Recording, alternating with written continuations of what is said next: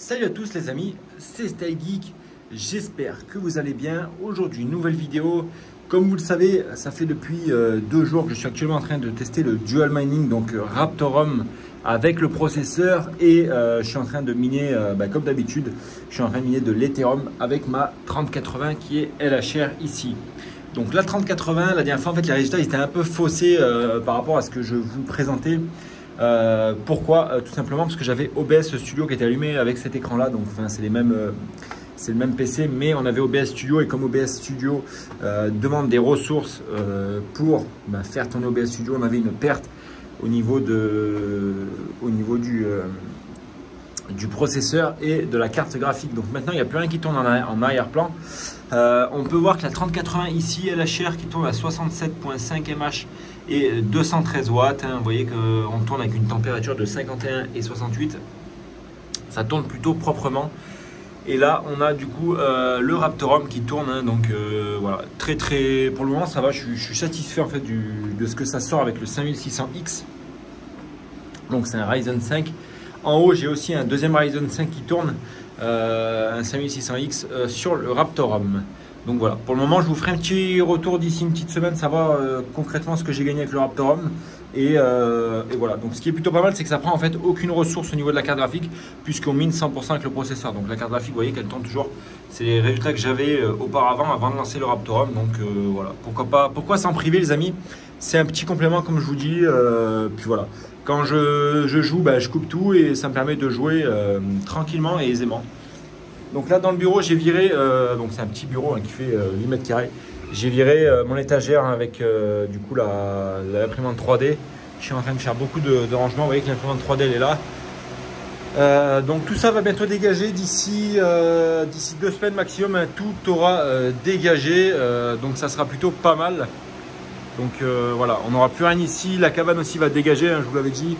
Là actuellement au local il me reste uniquement que 3 rigs. Donc il me reste celui-là, celui-là qui est derrière là-bas et celui-là qui est ici le petit. Donc là vous voyez, là il y a les poubelles, les cartons qui vont être dégagés. L'extincteur les amis, très important. Et là on a notre petite table, mais bon ça avance tout doucement. Simplement aujourd'hui je voulais vous parler de carte mère les amis, parce que j'entends énormément de conneries de partout. Et je vois sur beaucoup de Discord, de forums, etc. Il y a beaucoup de désinformations qui circulent suite aux cartes mères gaming et les cartes mères mining.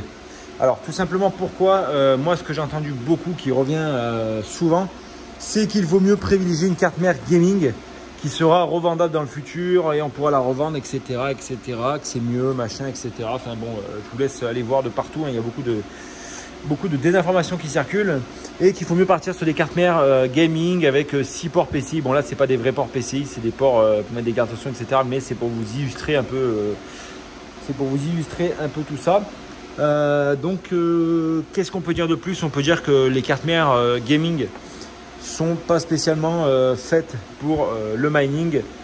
Souvent on a des ports PCI ici qui ne fonctionnent pas, il faut rentrer dans le BIOS, faire des modifications, le 4G decoding, les PCI Gen 2, faire plein de modifications au niveau du démarrage automatique avec la perte de courant, etc.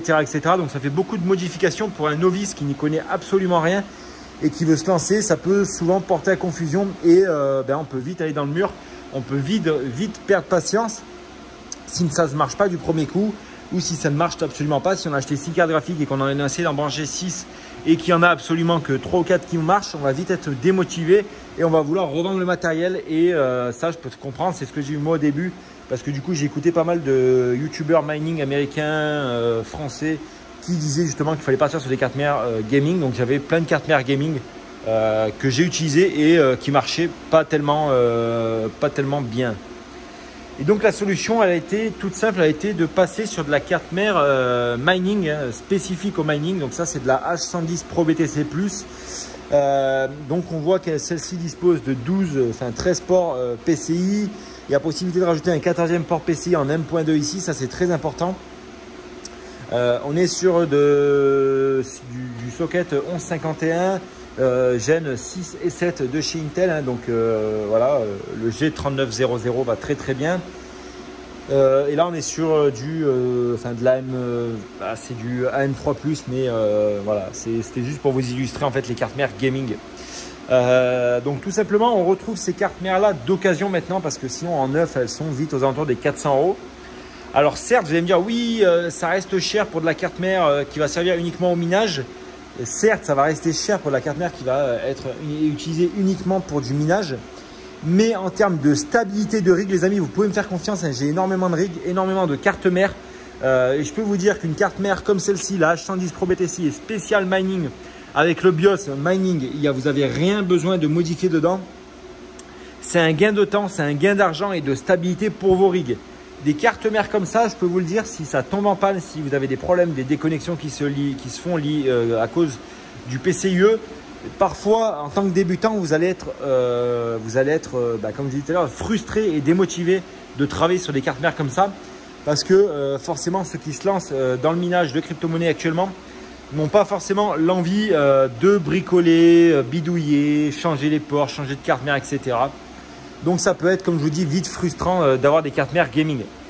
Moi, c'est pour ça qu'aujourd'hui, je travaille uniquement avec des cartes mères spéciales minage. Donc, que ce soit du 6 ports, du 8 ports, du 12 ports. Je trouve que c'est vraiment beaucoup plus pratique, beaucoup plus ergonomique, beaucoup plus étudié et c'est fait pour faire du minage de crypto-monnaie. Là, vous avez déjà le BIOS qui est pré-modifié justement pour accueillir les 13 GPU. Là, tout simplement, qu'est-ce que vous allez faire avec une H110 Pro BTC quand vous allez la mettre en route pour la première fois? Vous venez mettre votre processeur, vous venez mettre votre RAM, vous mettez les alimentations CPU et PCI, et 24 pins ATX. Vous allez brancher le SATA et les deux Molex qui se trouvent là. Et vous pouvez brancher toutes vos cartes comme ça sans vous soucier, sans allumer, redémarrer, etc. Toutes les cartes vont être reconnues normalement pour la première fois sans avoir à se faire chier. Et ça, je vous le confirme, je vous le garantis. Moi, c'est le cas pour toutes mes cartes mères spéciales mining. Sauf pour une carte mère, la TB300 qui est un peu capricieuse, mais le problème a été résolu hier. Celle-ci, les cartes mères gaming, moi j'ai eu plusieurs fois des problèmes sur ces cartes mères là où on avait des PCI qui n'étaient plus reconnus. Le rig il tournait 3-4 jours sans souci. Puis au bout du 5e jour, on avait un PCI, 2 PCI ou carrément le rig qui plantait. Donc il fallait revenir, il fallait rallumer, etc. Donc certes, vous allez me dire, oui, mais il y a des StayGeek, des prises connectées qui existent pour ce genre de rig. Alors oui, hein, certes, il y a des prises connectées qui existent pour ce genre de rig, mais la plupart du temps, ça ne marche absolument pas. Quand vous redémarrez à distance, il faut faire un redémarrage manuel en appuyant sur le bouton. Alors que là, vous avez une carte mère qui est spéciale pour le mining. Elle a déjà le BIOS qui est configuré, comme je vous disais tout à l'heure, pour le mining. En cas de coupure, la carte mère va se relancer automatiquement. Vous n'avez rien à faire du tout. Et la plupart du temps, on n'a presque aucune coupure avec ces cartes mères là. Si vous avez bien monté votre rig, on a une stabilité qui est aux oignons. Là, celle-ci, c'est pas trop le cas, je peux vous le confirmer. Les amis, partez sur de la carte mère mining, surtout que c'est de l'investissement à long terme. Vous n'allez pas revendre votre matériel de mining d'ici 1 an. Donc, vous pouvez y aller, vous pouvez l'user. Ça sert à ça, ça sert à être usé une carte mère de mining. Ça sert à tourner à bloc H24. Ça sert à supporter 12 GPU avec des overclocks.